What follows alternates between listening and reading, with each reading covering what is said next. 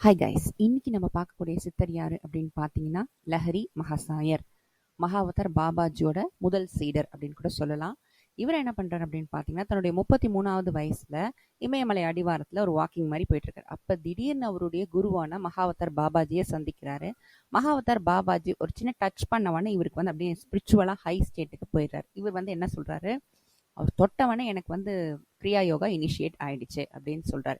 பல வருடங்கள் இவர் வந்து பெரிய யோகியா இருக்காரு, நிறைய பேருக்கு உபதேசம் கொடுக்குறாரு. அப்ப இவருடைய இவரு இவருடைய ஃபாலோ பண்றவங்க யாரு அப்படின்னு பாத்தீங்கன்னா, பரமஹம்ச யோகானந்தரோட அம்மா அப்பா.